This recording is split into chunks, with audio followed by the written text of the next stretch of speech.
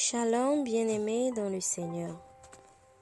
Le thème du dévotionnel de ce jour est intitulé « Comprendre la parabole des 10 vierges ». Matthieu chapitre 25, verset 3 nous dit « Les folles, en prenant leurs lampes, ne prirent point d'huile avec elles. » Pendant des décennies, nous avons véhiculé une lecture erronée de cette parabole. Il a souvent été enseigné que les vierges folles avaient de l'huile qui s'est épuisée. Or, le texte biblique affirme explicitement qu'elles n'avaient pas d'huile du tout.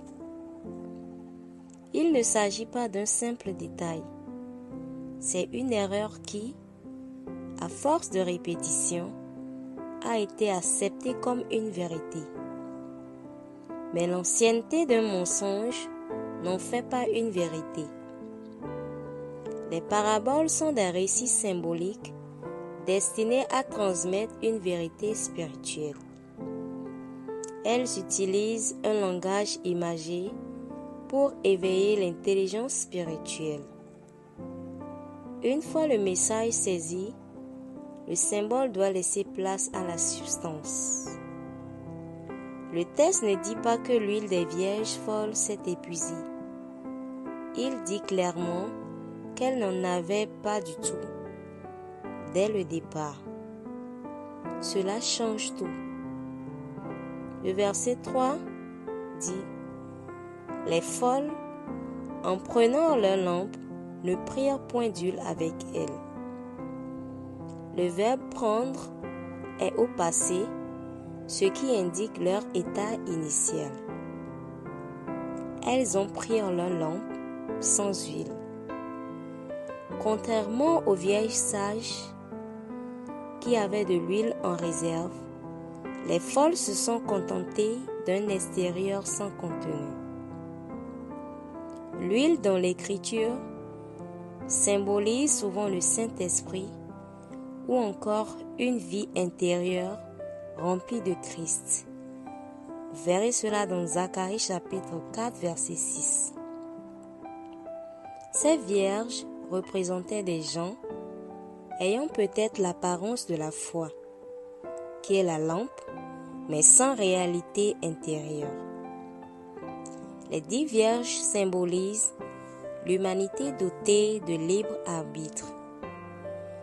Les vierges sages représentent ceux qui, par la foi en Jésus-Christ, ont reçu l'huile, qui est la vie de Dieu, le Saint-Esprit, la nature divine, l'union avec Christ. Les vierges folles symbolisent ceux qui ont rejeté l'Évangile tout en conservant l'apparence extérieure de la piété, qui est la religion sans vie. Elles ont une lampe, mais aucune huile. 2 Timothée chapitre 3 verset 5. Jésus s'adresse ici à un peuple qui attendait l'avènement du royaume de Dieu, sans reconnaître que le roi était déjà au milieu d'eux. Les vierges sages sont ceux qui ont reconnu le Messie et ont cru.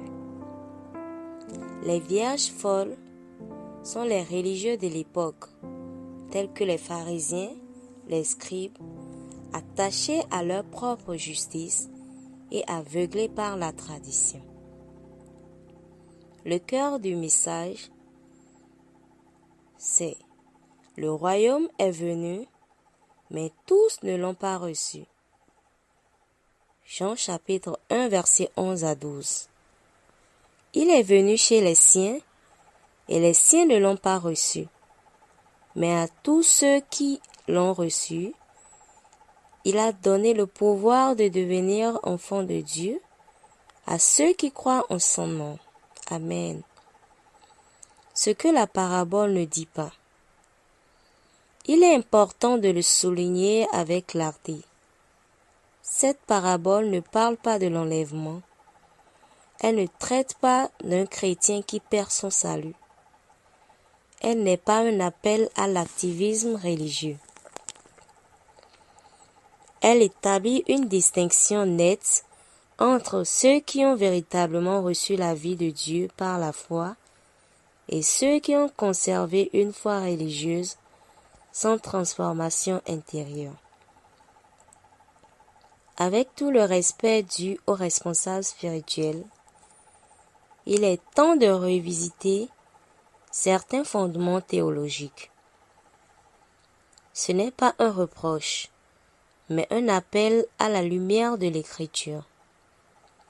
Le peuple de Dieu mérite d'entendre la vérité du royaume et non les constructions héritées de siècles de traditions humaines.